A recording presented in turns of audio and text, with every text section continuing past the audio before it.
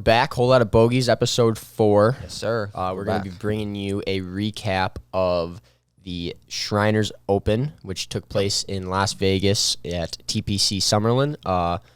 Was a pretty eventful tournament. Came down to the wire, came down to the final hole. Our guy Tom Kim was able to bring home his second win in 18 tour starts, which we'll get into what that kind of did for his career in the sense of who he's being compared to now, where it kind of shows his depth of his skill in the future. But no, yeah, it was definitely the Tom Kim show this weekend. For sure. And that's kind of what this podcast is going to be, just kind of talking about him. Yeah, exactly. Like I said, I think we were just talking about it. Like, I'm happy that, like, we've been, like, following him ever since, like, you know, before the President's Cup and things like that. He's just a super awesome story. He's super young. Can't even drink legally in the United States yet, and he's just tearing up the golf world. So super excited to follow him going forward too. Yeah, because we can't forget he was given like that special status to join the PGA Tour on like a fast track route out of Korn Ferry, and then ended up winning one of the first events he played in, if not the first. Don't quote me on that. I should know that.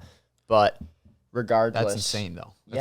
And that's what put him on the map. He won, and it just shows you that like he's something special. Yeah, the PGA fast tracked him from the Korn Ferry, put him on the tour. They wanted him on the tour, especially. And he won. And then I believe he won in August for his first tour win. And then after that, what happened in September? President's Cup. Who was the star of the President's Cup? Tom Kim. Oh yeah. PGA. I mean, that's gonna definitely be their star for the next couple of years, which is awesome. And it's cool though, just because I mean, outside of the golf aspect, like he seems like a pretty cool, chill dude, humble guy. Yeah. Young guy, has some personality. Some of these golfers don't. A lot of these golfers do have a lot of personality, but some of these golfers don't. Or it's black and white. It's like you have personality, or you're just like, oh, I'm here to play the game, and just like I want to like shoot low and that's it, or like you just like to see some personality. That's why we like Max Homa. Exactly.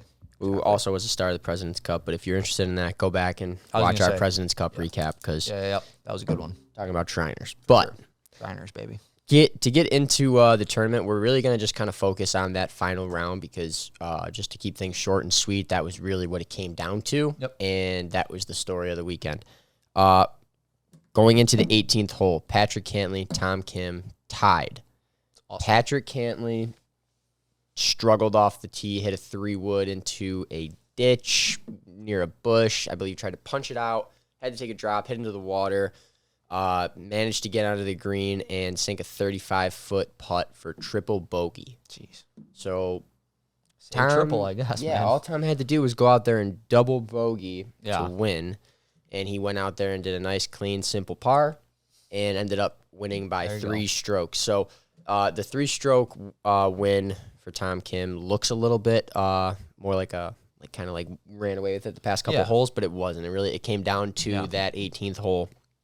And you see that a lot in sports where the scoreboard isn't exactly indicative of what the doesn't tell the exact story. What the event was, one thing I did want to say, like you said, Pat Cantley like hooked his 3-wood, horrible shot, had to punch out. Like I can't even imagine like what he thinks after seeing like himself hit a shot like that. Because like I was saying, like I hit a shot like that and I get super pissed and I think like, man, I play 3 times a week, 4 times a week. Like we should, and we're playing for nothing, right? Exactly. Like we're just playing for like a number on the scorecard, you know what I mean?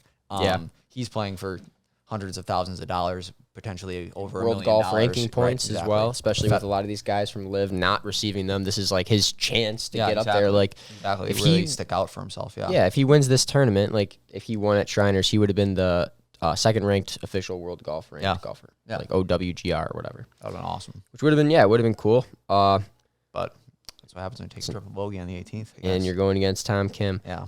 Who's not going to miss. No, I mean, it's also funny, too, because as golf fans, there's nothing more that we can ask for than a tournament that comes down to the 18th hole and is that much of like a story, I guess you would say. Yeah, you really want to have that like climactic ending. Yeah, and that's nightmare-esque for Patrick Cantley. But regardless, we're not that we don't like the guy, but he's not somebody that we're necessarily following. I'd like to see Tom Kim take that win anytime, so 100%. That's fine. 100%.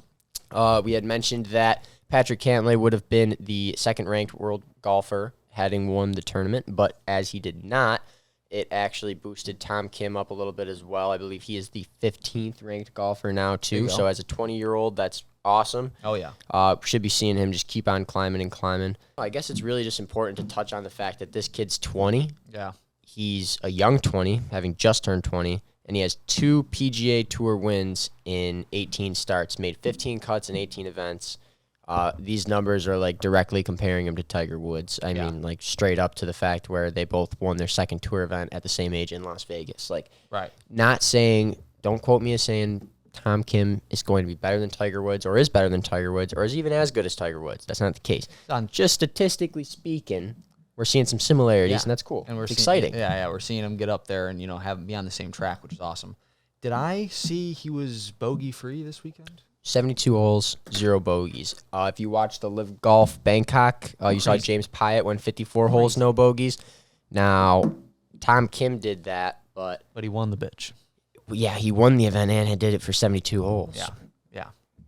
He could have even won the event and bogeyed the last, but he just still went out and barred it. But exactly. I don't know. Kid's That's gross. Insane. Oh, my God. Like, I don't know. Just again, like, it's funny because, like, we watch a lot of golf and we also play golf. So you can think, like, when I take an 8 on the first, it's like, man, you know what I mean? He didn't even take one bogey, you know what I mean? And like yesterday I took an 8 on the first hole, and it's like, man. It's crazy too, because this is the polar opposite of how he won his first event. He quadruple bogeyed the first hole when he won his first event and went on to still win it and show like the depth of his mental game, I guess you could say, when it comes to Especially golf. with a young player, a lot of pressure. New He was 19 at the time, I believe, unless he had just turned 20 at that point as well, but he could have been 19. Just nuts going against some of the top guys in the world, and starting off with a quadruple bogey is never a hot start, never a good feeling, but he did what he had to do, and he did it again this weekend, but did it without a single bogey, so that was really cool to see. Yeah, definitely happy for him. Happy to watch that happen. Let's see, I think we got some facts I wrote down. Oh, yeah. These are sweet. Yo, I already mentioned the 18 tour event starts with 2 wins, 15 cuts made out of 18 events. He brought home a little bit north of $1.3 or $1.4 million from this win, and that brought his grand total in career earnings to $4.3 million. So he's a very rich 20-year-old as well, which is cool. Very wealthy. He's ranked 3rd right now in FedEx Cup points, and he's the 15th overall world golf ranked player. It's cool stuff, exciting. Going to be expecting a lot more out of Tom Kim going forth, and he has had obviously a really hot start to the 2022-2023 PGA season.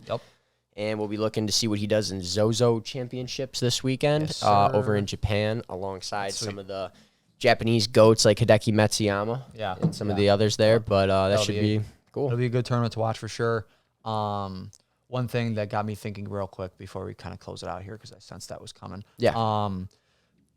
He's made $4+ million from tournament winnings, but he probably has crazy like endorsement deals too from like the President's Cup. He's so famous now. You know he's going to be the shit in South Korea, and he's pretty much the shit here. So.